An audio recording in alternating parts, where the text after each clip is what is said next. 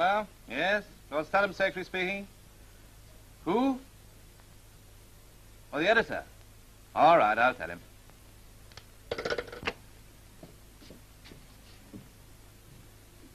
Hello, Guy. Hello, Peggy. Busy? Working on your father's dinner party. You think it was a court ball from all the trouble he's taking about it? I thought he was in here with you. He was. He went out. In a bad temper with you, too. Me and the rest of the world. By the way, here's a list of guests.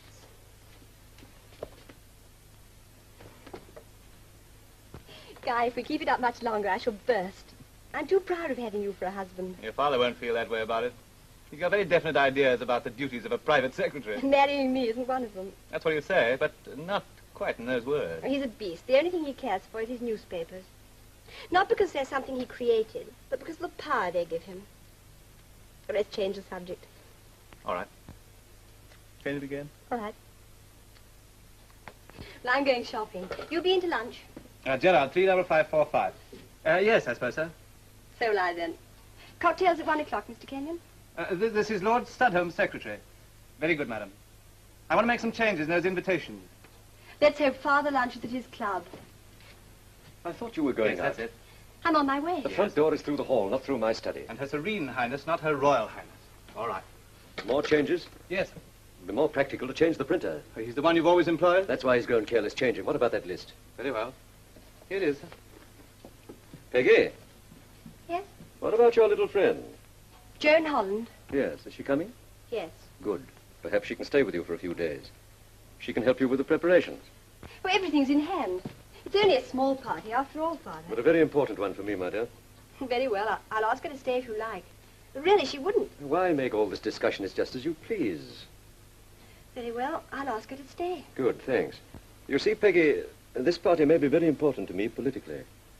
The princess apparently resents my articles against the Korsovian loan. However, the old girl must be conciliated. Now, what about this list? Well, there's Heredicon, Baron Chiach. I suppose he ought to be invited. I suppose so. Sir John Holland. Oh? Why? You can't ask Joan without her father. And the princess will be very impressed to find you know the Commissioner of Police socially. Oh, thanks. Who else? Adrian Chilliot and his wife. Must we have those awful people? Well, what's wrong with them? They're always quarreling with each other. He's the most affected person I've ever seen. Well, he amuses me. Besides, 2 of his books have been banned already. Makes him a celebrity. A third-rate one, good enough for the princess. And Howard Vernon. Vernon? Won't he do? We need an odd man. He's attractive. Cross him Talks off. well. We'll ask the general. He'll do. But why should Grandfather be any better than... Because he's as big a bore as the princess. That's why. And I don't want Vernon invited.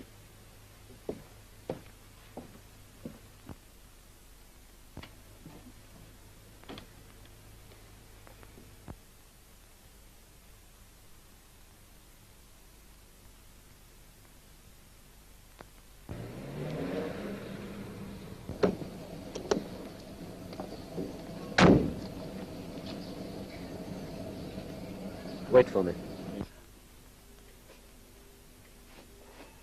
Another grey one, Miles.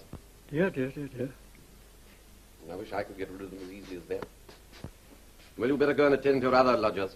You're not my manservant now, you know. No, sir. I only wish I were, sir.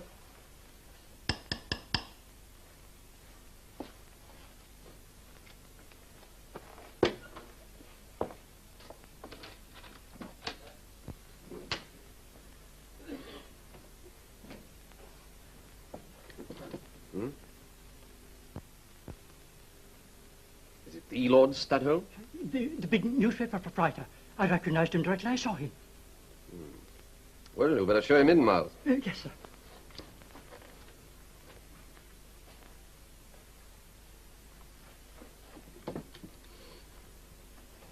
Thank you.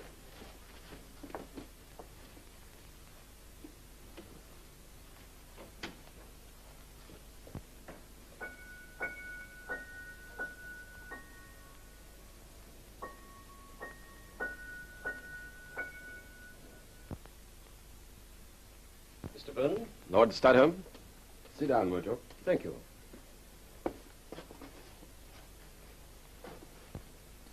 May I ask what you want? I'm going to tell you. Go on, then. About a year ago, you made the acquaintance of a young lady, Joan Holland. What of it? Miss Holland is a friend of my daughter's. I take a deep interest in her. In a purely paternal way, of course. Of course. My object in coming here is entirely on her account. What is the object? To recover any letters she may have been indiscreet enough to write you. This is very interesting. Are you acting as her agent? You may take it that I am. If you're a gentleman... I'm not. I used to be, but I couldn't afford the luxury. Oh, in that case, I must treat you as a man of business. I'm afraid so. If you'll show me those letters, I'll see how much they're worth. You're serious? Certainly.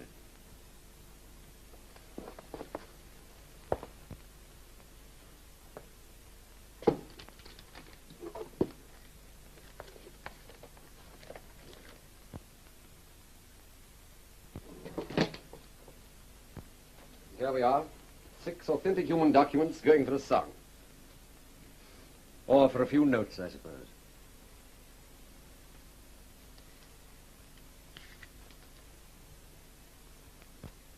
I suppose your wife has not seen these? You know, that's not a very intelligent question. But in the young lady's interests, it's vital it should be answered. Then you may take it that she has not seen them. How much? Would fourpence be too much? £100. 200 and you can have the lot. You're quite sure these are the lot? Oh, I suppose so. Because if you should find some others later, I might become very unpleasant.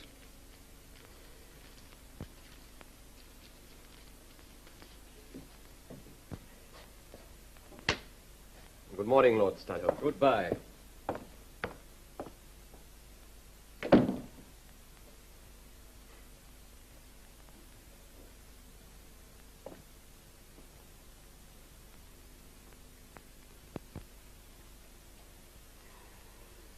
I'm afraid poverty's brought you pretty low, my son. Still, 200 quid.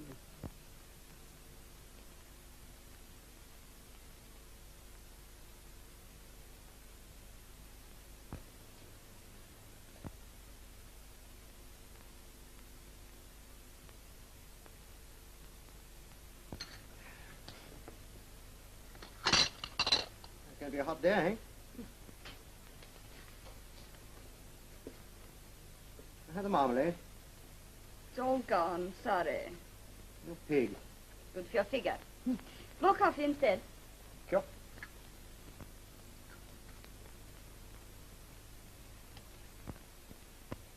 You'll be late at the yard, Mr. Commissioner. I know. Ramage will be waiting for me in my office, looking reproachful over a pile of correspondence. I've never met him, have I? Oh, you will one of these days. He's a good man. Absolutely no sense of humor. Invaluable in our job. You must make a rotten policeman, Daddy. No cheek, young woman. Otherwise, I'll have you run in. On what charge? Murder. Of the King's English. I shall produce that postcard you sent me from Devonshire as evidence. When are you going to meet Peggy? For lunch.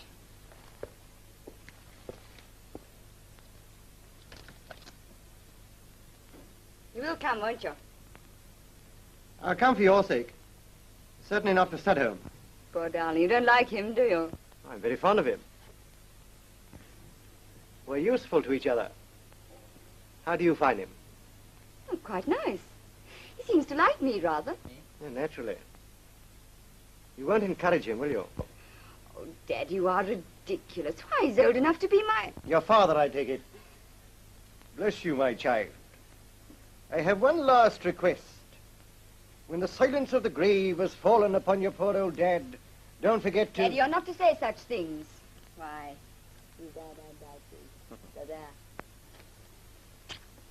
Celine.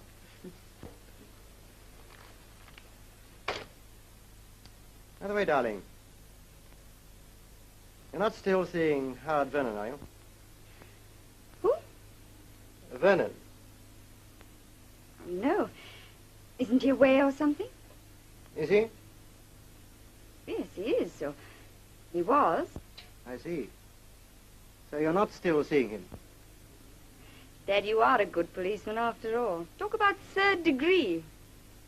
No, I'm not. It's just one of those things. Just one of those things. Good. You see, I asked you because his name cropped up the other day.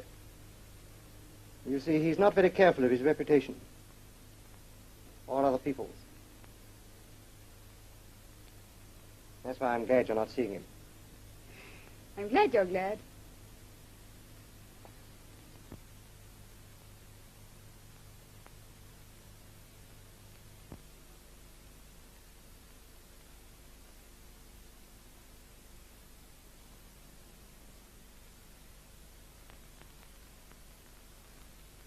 Anna.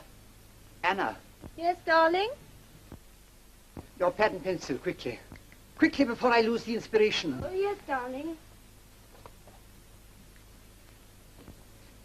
The scent of the room drifted slowly upwards as she gave him a pear-shaped look. Significant, vital almond blossom falling on guitar strings in small Italian towns came to his mind as he bent. What was that? Sordid, time-shattering comes tap, tap, tap, tap, a knocking on the door. Must you come thundering on the door when I'm trying to work, Mary? I'm ready to go on, darling. It's no use now. The inspiration's gone. What's this? Some new press cuttings? Yes, darling, I stuck them in the book this afternoon. The name of Adrian Chidgett, author of Leprous Souls, was new to me, and therefore it was with some surprise that I discovered that he is responsible for a baker's dozen of similar masterpieces. Mr. Chidgett has talent, but thank heaven there is no compulsion for any sane person to read such drivel. It's always the same. Vicious attacks in all Studholme's papers. Darling, that's only the reviewer. I'm certain that Lord Studholme knew nothing about it, or else he... Or else he wouldn't invite us to his parties, I suppose. That's where you're wrong. That man's malicious. He only asked us so as to make a fool of me before his guests. But this time he'll be disappointed.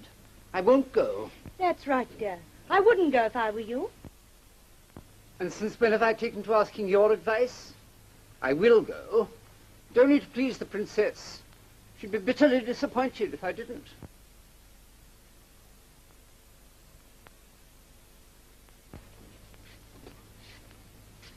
That new tie suits you, darling. Yes, perhaps it does. You know, I don't think Studholme himself is so much to blame for those notices as that creature of his, Guy Kenyon. Mr. Kenyon? I thought he was such a charming young man. Yes, you would think so. Who opens all the letters that I write to Studholme? Kenyon. Who always answers the telephone when I ring Studholme up? Kenyon. That man sticks at nothing to prevent my seeing Studholme. Oh, but he seemed such a... Well, anyway, it's quite an honor to be asked to meet the princess. They tell me she's very informal outside her own country. Rather like a schoolgirl on the loose. Well, she'd better take care. I feel like going on the loose myself tonight. Adrian, dear. Yeah, why aren't you dressed?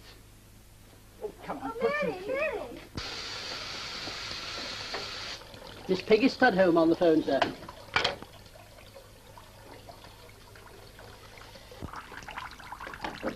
Hello, Peggy, my dear. Oh, you must excuse me. I mean my bath. Towel.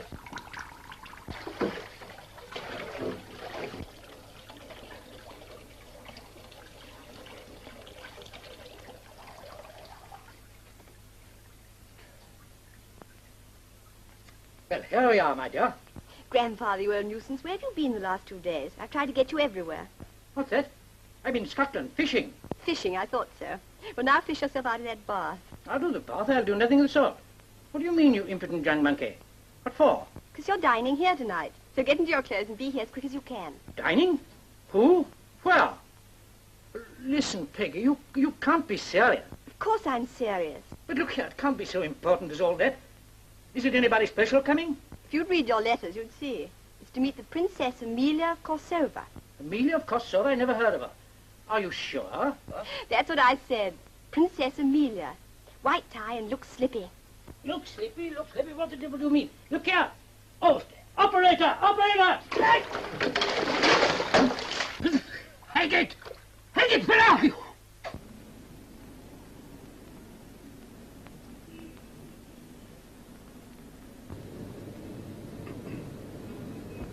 It sounds a good idea, Baron.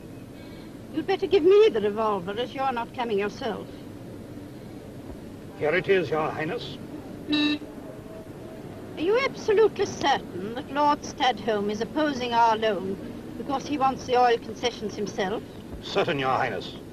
I have the reports from B24, who has been working for me in Fleet Street for the last 6 months. Also, the information of the Secretary of... Yes. These details make my head ache. So long as there is no doubt. Naturally. Stadholm has no idea Your Highness knows.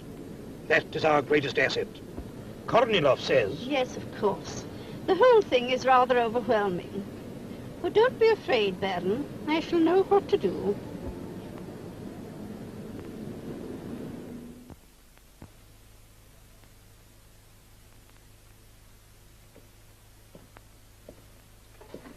Dawson, Mrs. Monroe rang up to hear if her cigarette case has been returned. Have you got it back? No, sir.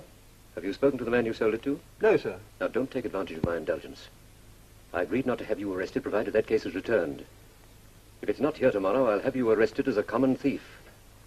I don't think you'll do that, sir. And why not? I might tell Mr. Monroe how his wife came to lose her cigarette case. You have that case here tomorrow. But you promised to stay until Monday. Why go tonight? What's the mystery, Joan? Oh, there isn't any mystery. I haven't done anything to offend you, have I? Oh, darling, don't be absurd. Guy and I wanted you to be here, and we told Father the bad news about us being married. Evening, Joan. Evening, Peggy.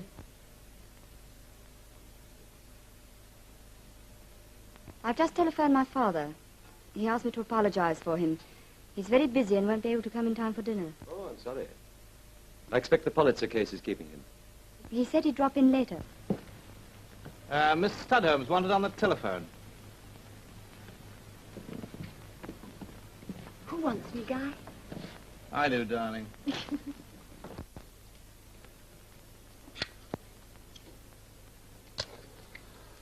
Oh, how angry we are. I suppose you want to apologize for what happened this afternoon. Would it be accepted? No. Dear, dear, I am having a bad time. No worse than you deserve. I really believe you were shocked.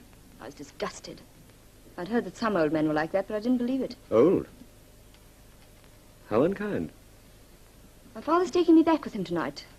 I must try and persuade you to change your mind. Did you tell your father why you were running away in such a hurry? No. Lucky for you, I didn't. He wouldn't approve of his little girl having secret attachments, eh? Secret attachments? For you? Possibly not for me. But for an attractive fellow like Howard Vernon, How do you know about that? Does it matter anyone knowing? Not in the least. When will young women realize it's dangerous to write passionate love letters to married men? How did you get those? The poor fellow was hard up, I don't believe it. but yet here they are. Oh, no. I'm relying on these letters to succeed where my natural charm has failed. You swine. Well, after all, wouldn't it be better to be a little kind than upset the domestic apple cart? I suppose you mean to show them to my father if I refuse? Well, it was in my mind. Then do it. Go on, do it. Give them to him when he comes here tonight. Oh, so that's it. He believes in you, does he? Well, then we won't waste time on him. But supposing Mrs. Vernon hasn't the same touching belief in her husband? I don't see what that has to do with it. Supposing I give these letters to Mrs. Vernon and arrange that she divorces her notorious husband, naming you as correspondent. It would be a nasty scandal. Your name dragged in the gutters. Think what a splash my papers would make of it. Even you wouldn't do that. It would be your own choice if I do, Joan. I would much prefer to give you the letters tonight. I shan't be here tonight.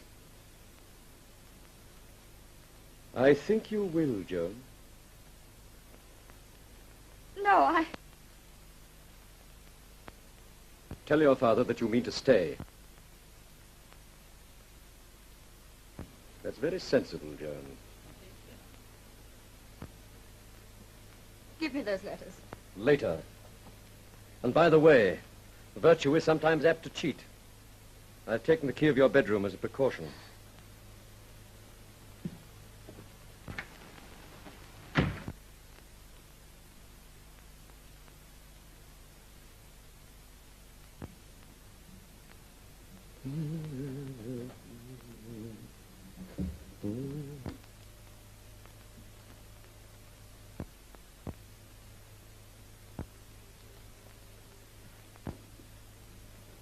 I hope I'm not disturbing you. Peggy, if you must make love to my secretary, please don't do it in my study. Kenyon, you're fired. Sir, you don't understand. Peggy and I, we wanted to tell you, we want to get married. Well, well, well. And what do you propose to live on? Well, I'm pretty good at my job, sir. Plenty of other people would be glad to have me work for them. Not when they see the character I'll give you. My daughter will not marry a secretary. You think you can run everybody's lives, don't you? Well, you can't run mine. We are married already. The only reason I ever married you was that people were beginning to talk. Good evening, Dawson. Good evening, sir. Now get this quite clear. I shall alter my will tomorrow and Peggy will not get another penny from me. You can keep your damned money. This isn't a fortune hunt. Very well, then. The sooner you leave this house, the better. Come on, Peggy. Excuse me. I have one or two things I'd like to discuss with my daughter. Do you mind? This way, sir, please.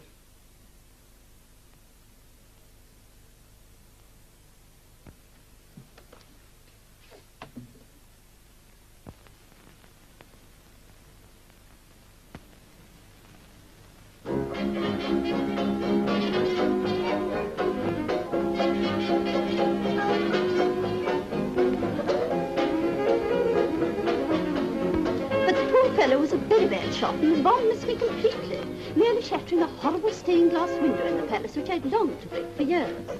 Oh, 3 lamps, please. That must have been very startling, ma'am. Oh, no, oh dear, no. Just a little cream. A week or so against are used to being assaulted. Our people are dears, you know, but so impulsive. Anyway, the shock completely cured the king's hiccups, which was naturally a great relief to us all. How very remarkable, ma'am.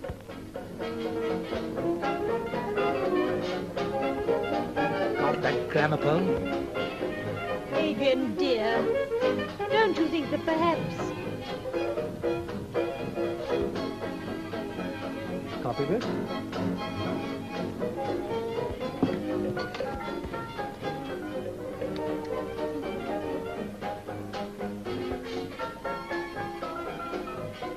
Peggy, my dear, your guests don't look very lively. Amuse them. Kenyon will help you. These dance tunes want louder needles if one's to taste real suffering. What would you like to do, Princess? Bridge? Father, the princess wants to play a game. It would be a great treat if we might, Lord Studholme. I get no chance to play after-dinner games in my country. They all eat too much. At one time, the young noblemen used to amuse themselves by lifting each other on the ends of billiard cues. But one night, the Grand Duke slipped and broke his cue. The poor Grand Duchess was upset. What game do you want to play, Princess? Well, I only played it once. I escaped from the Countess, my chaperone, you know, and went to a delightful party in Chelsea with an American. He said I was red-hot stuff. Oh, yeah. One of the games we played was this one. It's called Murder. Can you murder anyone you like, ma'am? Oh, no, General, it's most exciting. We draw lots for who shall be the murderer and who the detective. The murderer must on no account give himself away. He secretly decides who shall be his victim, creeps upon him in the dark, murders him, and then gets as far away as he can before the lights go up. Then the detective has to discover the body and track down the murderer. How exciting. If I'm the murderer, I shall strangle my victim. I always use this. Oh, here, I see. Oh, it's only a toy. Oh, does it go off? Ah, God! How devastating. Let's start at once. Go on, get me some paper. Oh, Studholme, we shall want Dawson. Certainly. There you are. Adrian, you mustn't excite yourself so. Remember what Dr. Croom said. Oh, I'm sick of doctors. Nasty, prying creatures. Let me see. How many other of us? 8. Detective.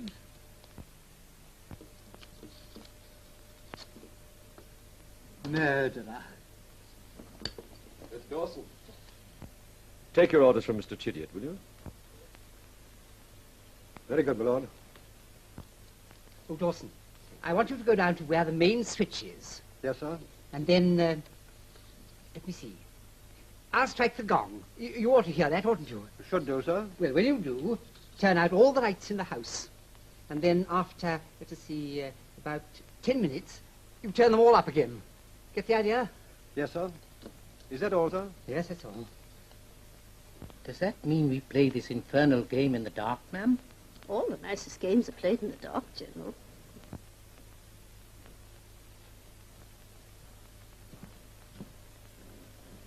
Sir John Holland has just arrived, my lord. The Commissioner of Police at a murder party? Oh, this is too delicious. He must be the detective.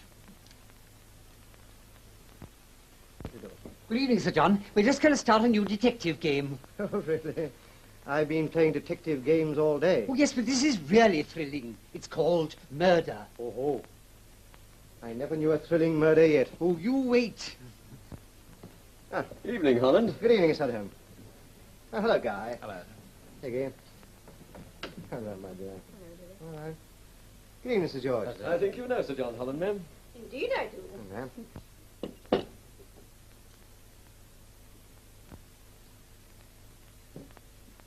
Now we draw.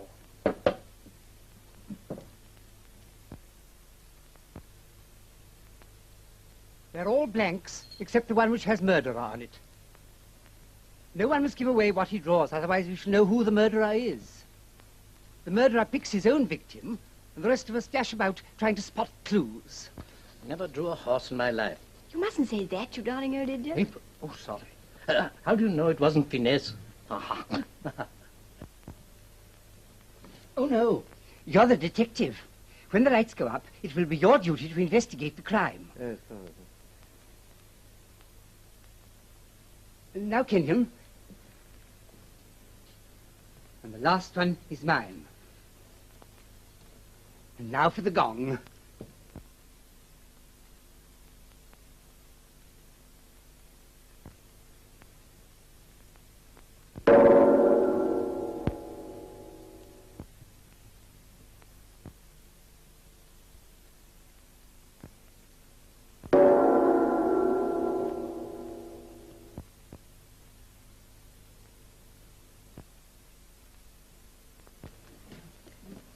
Lost my glasses, damnation. I beg your pardon, ma'am. Not at all, General. Most annoying. Don't touch me. It's me, darling. I'm so sorry, Dad. Who did you think it was?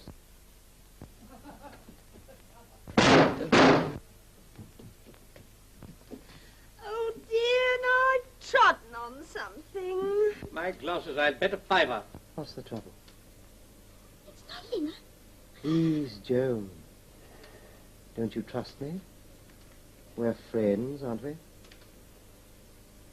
Studham. Daddy, you remember Howard Vernon? Yes, I remember. Well, I wrote him some rather silly letters. Yes? Studham's got those letters. He bought them. He says that if I don't let him make love to me, he's going to give them to Mrs. Vernon. Well? Oh, don't you understand, Daddy? Studham says he's going to get her to divorce Vernon and name me correspondent. I'll talk to him. Oh, I could kill the beast. Steady, darling, steady.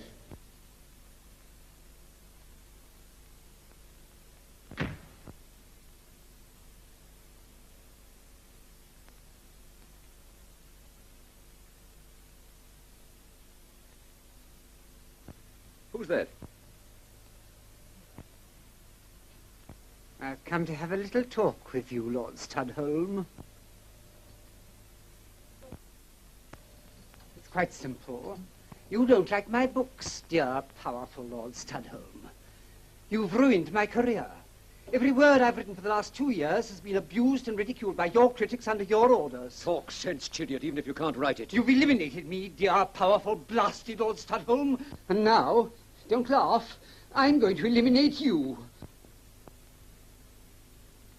This murder game doesn't amuse me, Chidiout. It isn't a game. I'm in earnest. Terribly. Get out. Perfect. You were properly fooled that time, Studholme. You actually believed that I meant it. Oh, it's that toy of the princess's. Damn fool. Get out.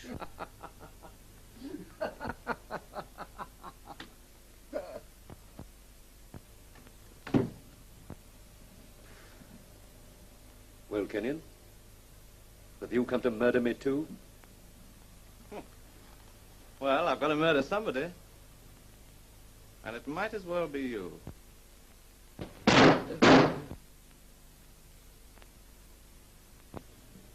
Oh, damnation! I beg your pardon, ma'am. Lost my glasses. Blind as a bat. Never could see in the dark anyway. How funny now, General. I could always see in the dark. Colonel Bratsey, my husband's equerry, always used to say that I could see better in the dark than any woman he'd ever known. And he had a very wide acquaintance. Guy? Yes. Where were you? I've been looking for you.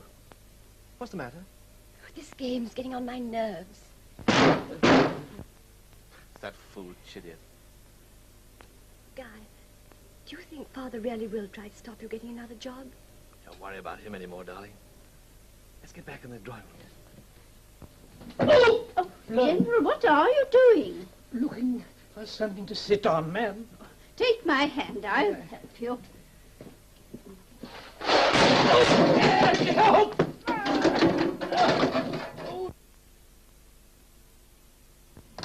Come on, everyone. We must find the victim. Don't forget to look for clues, everybody.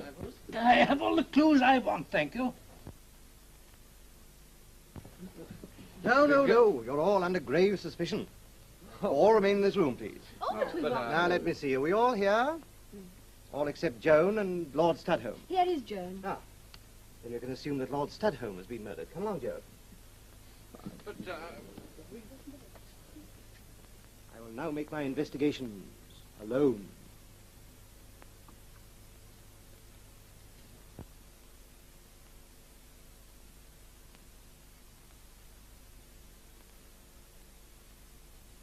General, you old rascal. I believe you did the murder and then set in the fire as an alibi. Young man, if I had done the murder, I wouldn't have chosen Studholme.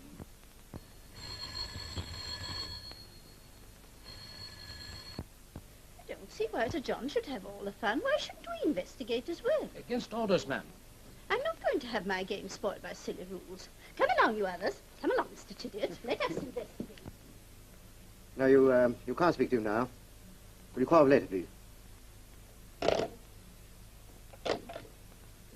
Hello? Exchange, I want Whitehall, 1212.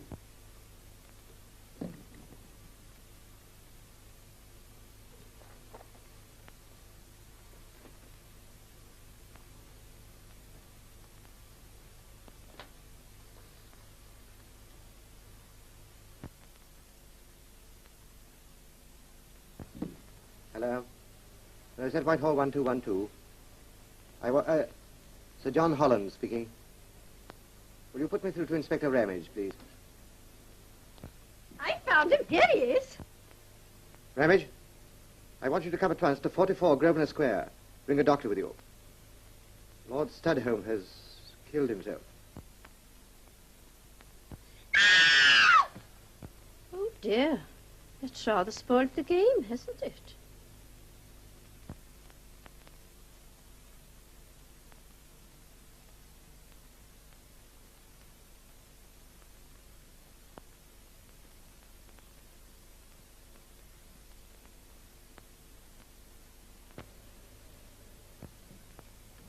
Hello, darling. I'm terribly sorry to have to keep you here. Inspector Ramage is in the study now. Yes, but surely, Daddy, you could let us go. I'm afraid not, my dear. I'm in the same boat as you are. Ramage is in charge. No use pretending anyone's broken-hearted. Man is a rotter. Always has been. But why should the poor man shoot himself? That's what seems so odd to me. Suddenly realized the sort of cad he was, perhaps. Oh, God. Why can't I feel sorry? Don't, darling. Don't cry. He did. We're married. Well, I'm blowed. You sure it was 10:15 when you turned the lights on again? About that, sir. Very well, that'll do. Well, Ramage? Now, what do you make of it? Clear case of suicide, Sir John. Dr. Weatherly's making his examination now. He'll be through in a minute. I see. I suppose they can't go until he's finished. I'm afraid not, sir.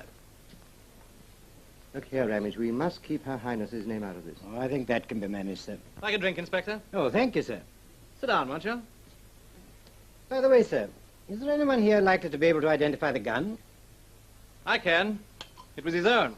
Yes, Mr. Kenyon was Lord Studholme's secretary. Oh, so you'd seen the revolver before, sir? Oh, yes, he kept it in the drawer of his desk. So many of these big financiers live on the edge of this kind of thing. Overshot the mark, I expect. Other people's money. Cowards way out. Oh, sorry, Peggy, my dear. You're wrong, Grandfather. He was worth over $1 million. $1 million? No man ought to have as much money as that. Oh, the power he had. Isn't the doctor a very long time? He won't be long now, Miss Holland. Oh, yes. All right. Oh, good evening, Sir John. Oh, good evening, Doctor. I'd like to see you for a moment, Ramage.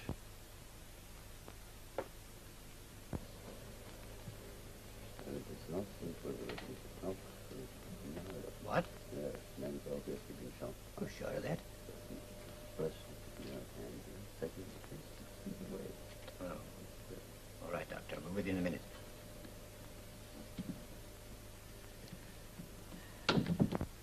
Sir John, this is not quite so straightforward as we thought. We'd better have the servants up here. Oh, very well, Ramage. Guy, do you mind? What's the trouble? Lord Studholme was murdered. What makes the doctor think that? He was shot twice. One shot he could have fired himself. The other was fired from more than 6 feet away.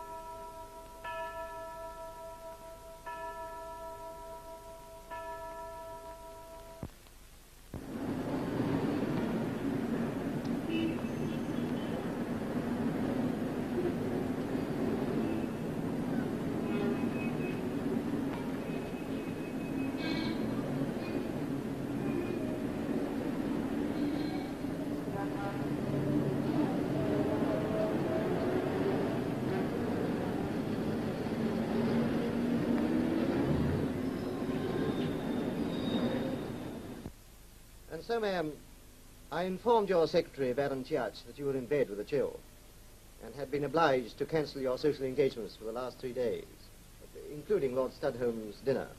Surely, Sir John, that's enough to try the patience of a saint. But you wouldn't wish to be mixed up in this affair, ma'am. Why not? One ought to be prepared to bear one's burdens, if any. Up to now, I've never had a burden.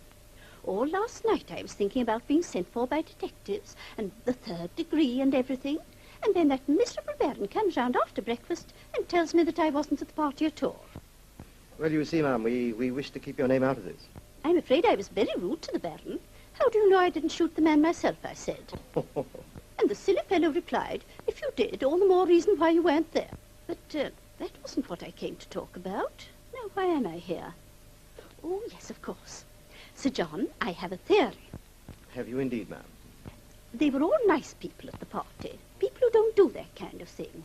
After all, one can't eat a man's dinner and then shoot him afterwards. That kind of thing isn't done, especially shooting him twice.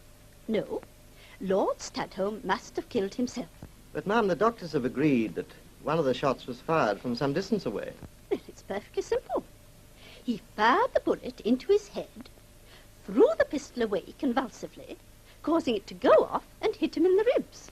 But the pistol was found lying by his hand. Oh, then it must have been the other way round. He must have thrown the pistol away, been hit, and then fetched it and put himself out of his agony. Yes, now I come to think of it, I'm sure that's what he must have done. But, ma'am, do you think people do that sort of thing? Much? No, only once. That's settled then. Goodbye, Sir John. Bye, ma'am. Now, Mrs. Kenyon, I understand you were married secretly, without your father's consent. Yes. Did you tell your father you were married before he died? Yes. When? Last night. Last night? Oh.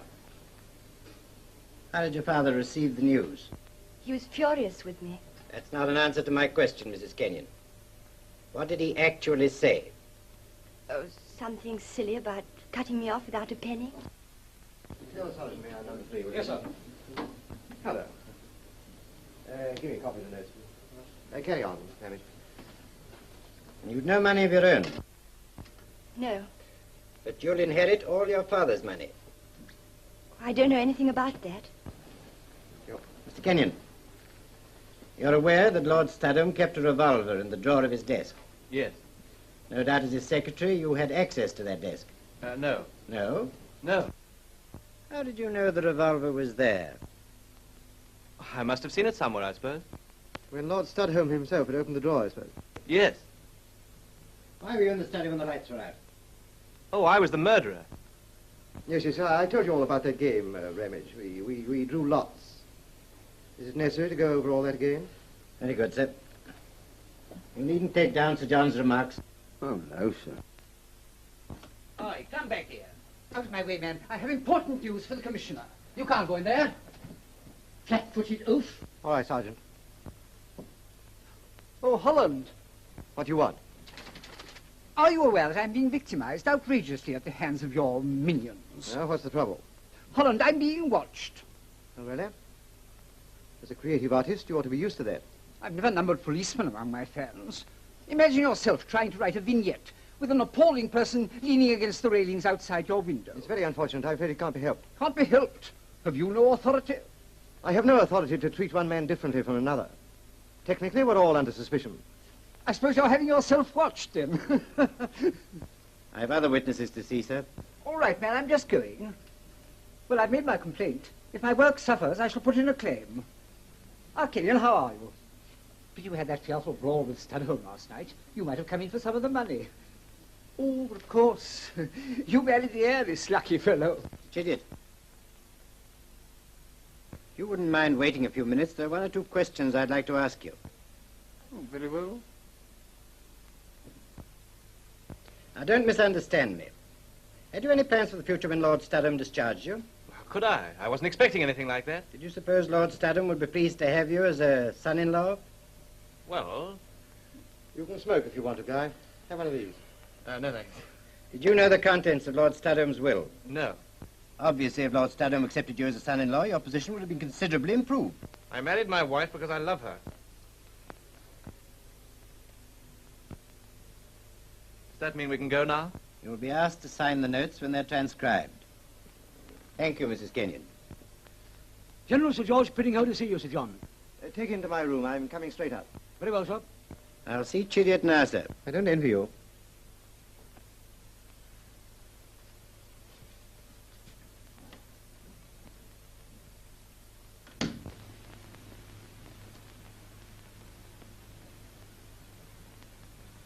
Made an arrest yet, Harlem? No. Good. Never know with you fellows what damn silly mistakes you will make. A lot of decent men and women under suspicion, eh? I'm afraid I can't discuss it, General. Just to be damned. I want you to listen to me. Well, You think you know who did it, don't you? do you? Yes. Worst of you fellows is, you're all silly asses. Look for a bloke with an infernal squint and 3 days' growth in his chin. Never bother about a member of the Guards Club. I'm your man. This is a serious matter, General. Well, who's denying it? What do you take me for, a lunatic? My daughter married that... Well, she married Studholme. And he killed her with kindness. Kindness? Kindness to other women. And Peg was left. See? He started in to break her, too. Every rotten humiliation he could put across her. I took advantage of that infernal game, and I shot the brute. Did you, General? Did you indeed? Don't worry, Howland. You'll never hang me. I went to see my doctor on Harley Street this morning. He gave me about a month to live. Well, that's bad. Comes to all of us. I've had a good life. I regret nothing.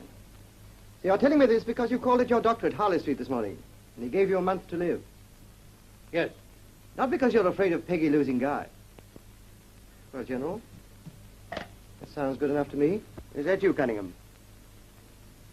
You've been keeping General Piddinghoe under observation. Did he visit his doctor in Harley Street this morning? What? Never left the house till he came here. Thank you. That's all.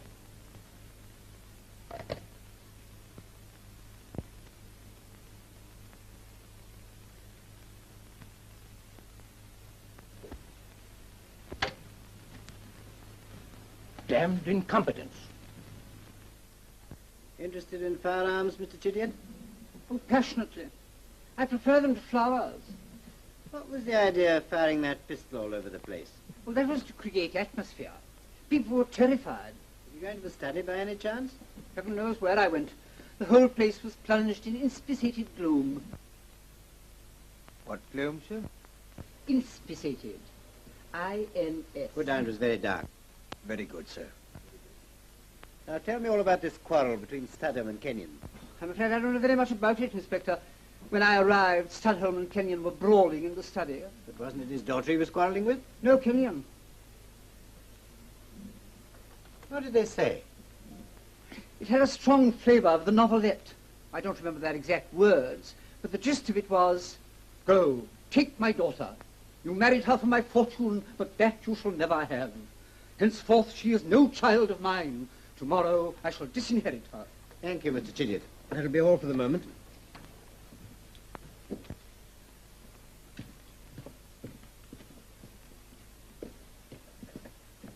He's a scream at Chidiock, ain't he, Bert? How he ever got off the flypaper beats me. Your Jod has just arrived, sir.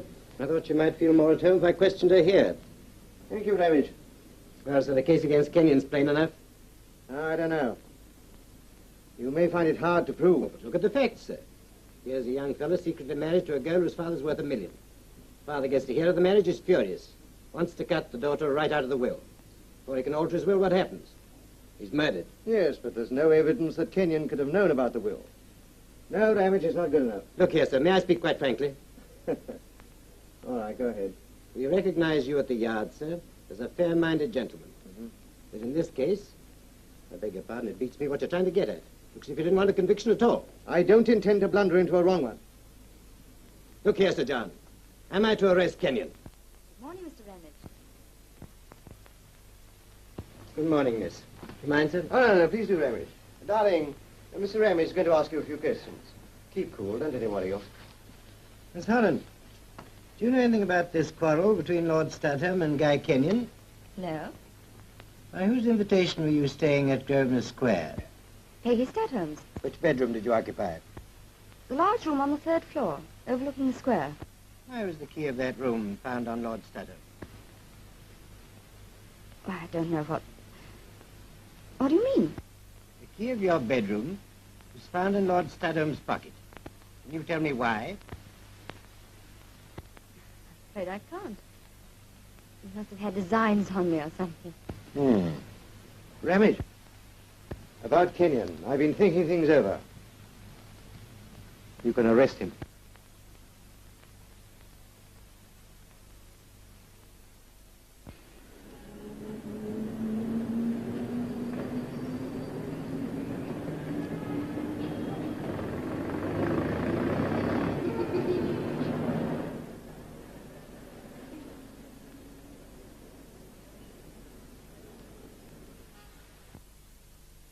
Silence.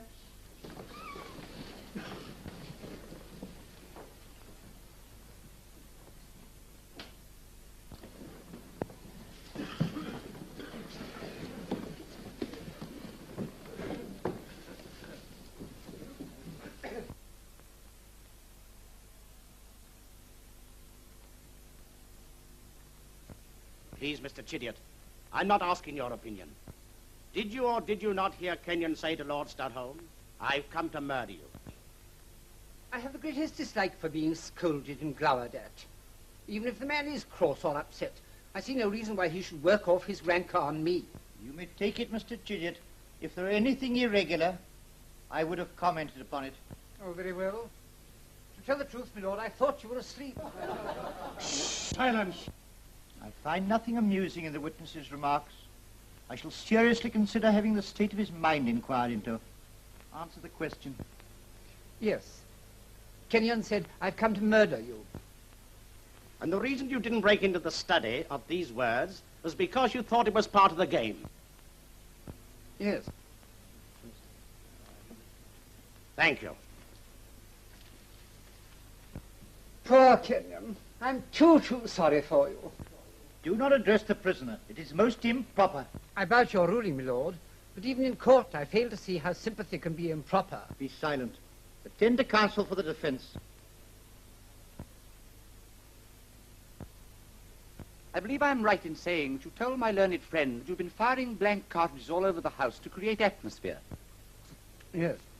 Then you were the only person in the house who was able to distinguish between your toy pistol shots and the actual revolver shots. Yes, I suppose so. Then you must know when the 2 bullets which killed Lord Studholme were fired. What do you mean? I'm trying to establish the exact time when Lord Studholme was killed. How can you expect me to remember these details with all these people watching me?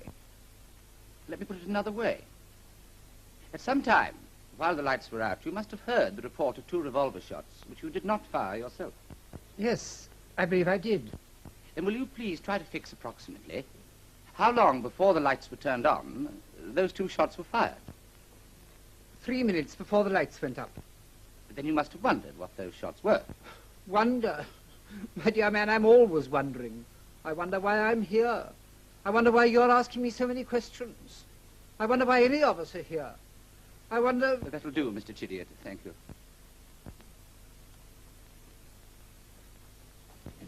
Hello, William. Now, Miss Holland, I believe you told my learned friend for the Crown that you were going to leave after the dinner party. Yes? Why? My father wanted me to go away with him. He was calling for me. Oh. Then during dinner you told Mrs. Kenyon you were going to stay on after all. Why did you change your mind again? Now, Miss Holland, I'm going to suggest that there was some understanding between Lord Studholme and yourself. There was none. And can you give any other reason why Lord Studholme was carrying the key to your bedroom? No. Bedroom. I suggest that Lord Studholme tried to make love to you, and that's why you decided to leave. Thereupon he forced you to stay by threatening you with compromising letters which you had written to another man. That's why you decided to stay, and that's why Lord Studholme had the key to your bedroom. No. You deny that Lord Studholme threatened you with compromising letters? There were no compromising letters. Thank you, Miss Holland.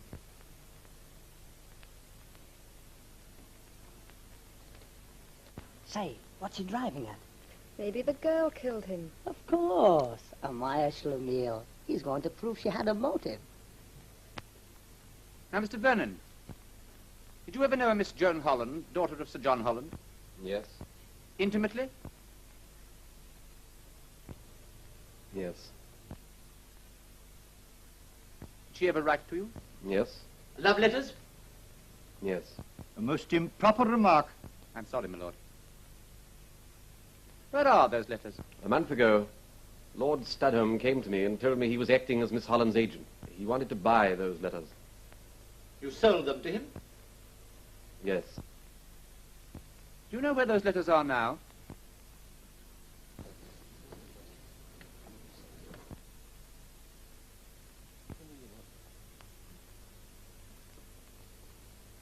My lord, will you allow me to interrupt this examination? I am now in a position to produce those letters. I have new evidence which might alter the entire complexion of the case. Sir John Holland,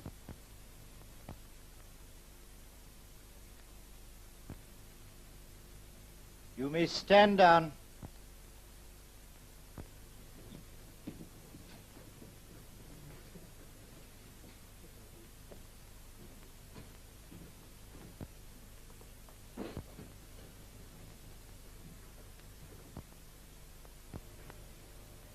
I swear by Almighty God, the evidence I shall give will be the truth, the whole truth, and nothing but the truth. If your lordship pleases, I shall not examine Sir John, but ask him to tell his story in his own way. It was quite dark, so that when I laid my hand on my daughter's shoulder, she thought I was Studholme and cried out. I saw that she was in a very nervous state, and I asked her what had happened. At first she refused to tell me, but at last I persuaded her. She told me that Studholme had bought these letters from Vernon and was using them to force his attentions upon her. Just before the lights went up, I made my way into the study by the other door. Kenyon could only just have left. I told Studholme exactly what I thought of him. I was going to give him the thrashing of his life. But before I could get hold of him, he'd drawn a revolver on me. I knocked his arm down, there was a struggle. Suddenly the gun went... I hate liars. Holland, you're a filthy liar. Don't touch me, or I'll shoot you. I should hate to hurt anybody. Now, Holland, tell them that you're lying. You never went near the study. He's trying to spoil my whole plan by lying. He may have wanted to kill Studholme, but he wasn't clever enough. I was. That's very interesting, Mr. Chidget. May I ask why you killed Lord Studholme? I had to. I'm a creative artist. He was killing my work. I'm sure you'll understand. So when Kenyon had gone, I crept in, grabbed the revolver, and shot him. I hoped that he would be hanged. That was part of the plan. He was just as bad as Studholme. And then this meddling scoundrel comes along with his pack of lies, and you all believed him. I loathe liars.